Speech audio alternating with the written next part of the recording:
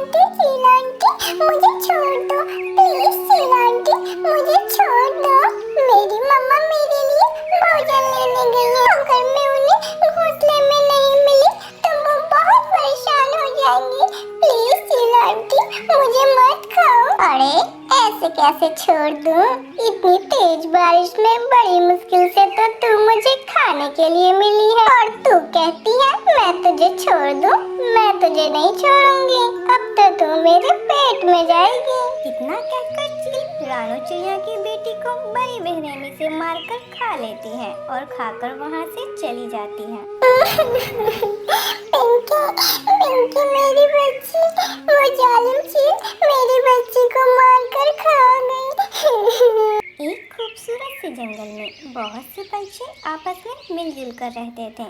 इस जंगल में खाने पीने की कोई कमी नहीं थी। इसी वजह से जंगल के सभी पक्षी एक दूसरे के साथ बहुत प्यार से रहा करते थे। वो सभी एक साथ भोजन लेने जाते और शाम को वापस एक साथ अपने घोंसले में लौट आते। जंगल के सभी पक्षी खुशी से अपना जीवन बिता रहे थे, लेकिन उनकी ये खुशी ज्यादा दिनों तक रहने वाली नहीं थी, क्योंकि आज उस जंगल में एक जालिम चील की एंट्री होती है। वो जालिम चील उस जंगल में अपना बसेरा बना लेती है। वाह वाह, ये जंगल तो कितना हरा भरा है।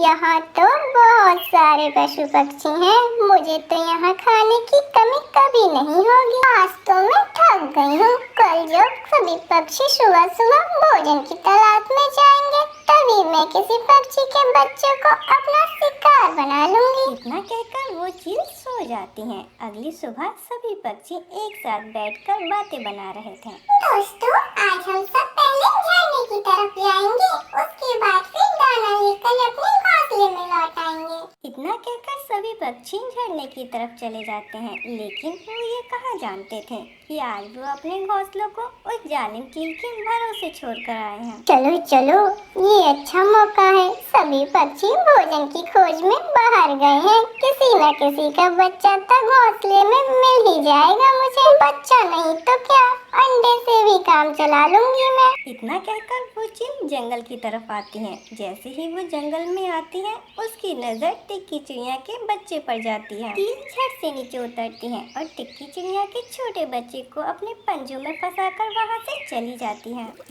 दोस्तों चलो, अब हम सब ने बहुत मस्ती कर ली। अब हम सबको अपने घोंसले में जाना चाहिए। कालू जी, अभी तो मेरा मन नहीं है जाने का। चलो हम कुछ देर और रुक जाते हैं। नहीं नहीं गौरी, देखो शाम होने वाली है। हम सब पक्षियों के साथ आए थे, साथ में ही जाएंगे। न जाने क्यों आज मेरा मन बहुत घबरा रहा है। चलो अब हमें अपने घोंसले में जाना चाहिए। इतना कहकर सभी पक्षी अपने जंगल की तरफ लौट जाते हैं। मेरी बेटी कहाँ चली गई? उसे तो अभी उड़ना भी नहीं आता। वो तो अपने घोंसले के बाहर कभी जाती भी नहीं है। फिर वो कहाँ चली गई? इतना कहकर टिक्की चिड़िया जोर जोर से रोने लग जाती है। मैं टुनटुनी के घर जाकर देखती हूँ, शायद मेरी बेटी उसी के पास चली गई हो। टिक्की चिड़िया ये तो जानती थी कि उसकी बेटी अभी उड़ना भी नहीं जानती, फिर भी एक माँ की ममता अपने दिल को तसल्ली देने के लिए वो टुनटुनी चिड़िया के पास जाती है। अरे टिक्की, क्या हुआ? तुम ऐसे क्यों रो रही हो? सब कुछ ठीक है ना? टुनटुनी, मेरी बेटी मीलू मेरे घोंसले में नहीं है। क्या वो तुम्हारी तरफ आई है? नहीं टिक्की, यहाँ तो कोई नहीं आया। मेरी पिंकी तो सुबह से घोंसले में अकेली ही बैठी है। मम्मा, जब आप लोग उनकी खोज में गए थे ना, तो मैंने आसमान में एक चील उड़ती हुई देखी थी। मैं तो उसे देखकर पत्तों में छुप गई थी।